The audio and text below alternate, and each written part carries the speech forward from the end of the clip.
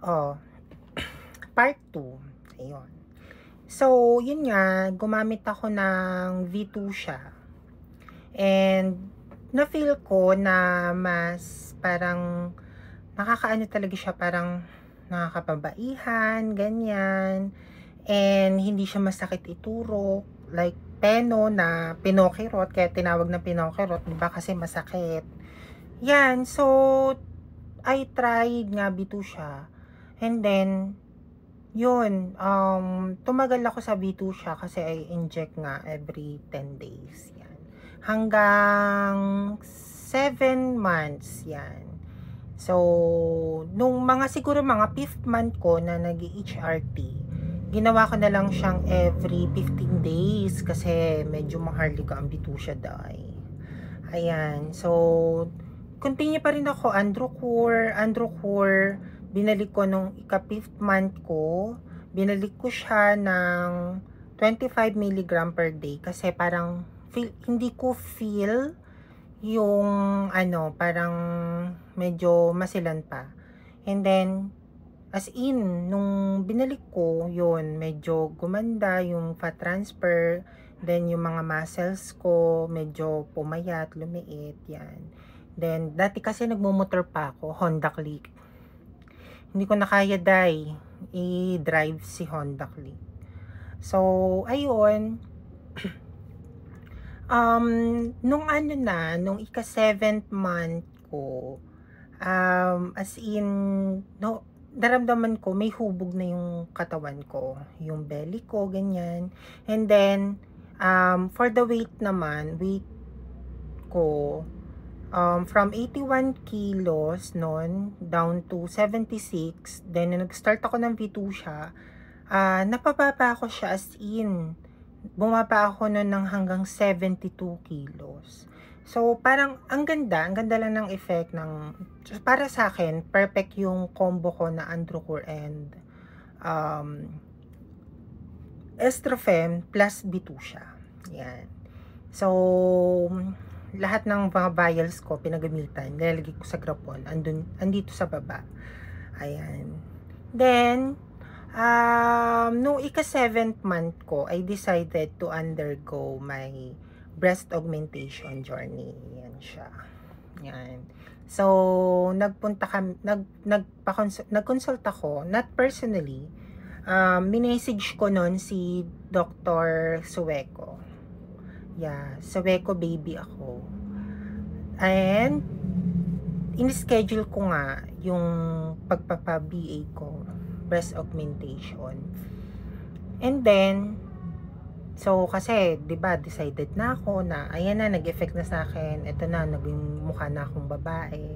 And before that, I finally out to my father and siblings, yan, para makapag full transition na nga ako.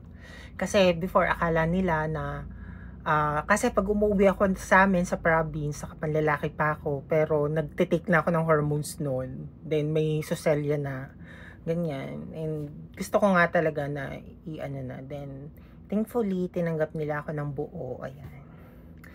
And then, hindi ko na kwento yung about dito sa picture. Pero that's my family. We have a baby. Yes. Baby ko siya. Ayun na. So, nagpa-BA ako. Pinalagay ko is 450. And, yun. So, to complete lang may transition journey. Yan.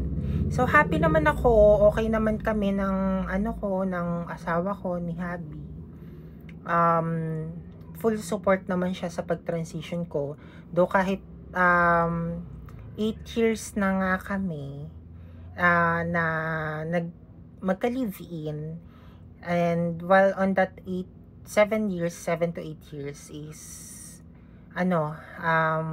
bisexual nga ako, ganyan. And then siya din. So, tinanggap naman niya. Sabi ko, ayun, I will transition na nga. And then, okay lang sa kanya. Ayun. So, parehas kami nag-a-adjust. Dalawa. And then, yun, up until now, I'm taking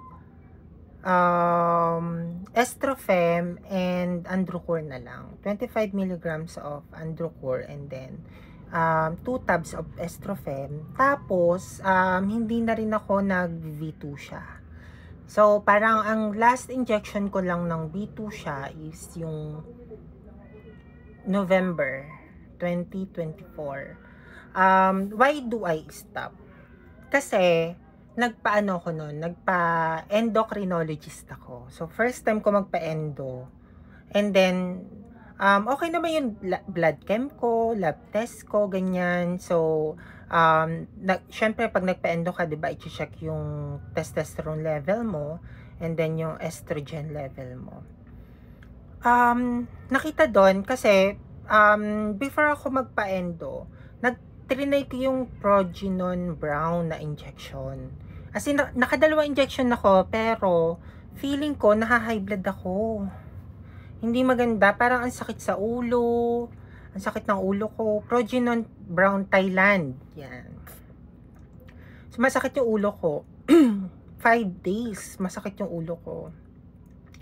Tapos, trinay ko palit ng isa. So, bali nakadalawa injection ako. Kahit ganun yung nararamdaman ko. Baka lang ako nag-change lang ako ng ano. Pero, never ko kasi siyang naramdaman nung nag-transition ako from Penokinon to B2 siya.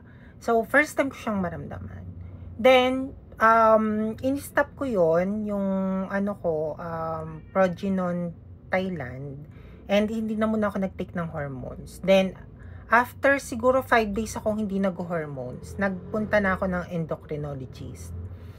Yan. So, blood chem niya ako, ganyan. Tapos, chinek yung, ano ko, yung, sa high precision ako nagpa-check ng prolactin, testosterone, and estrogen.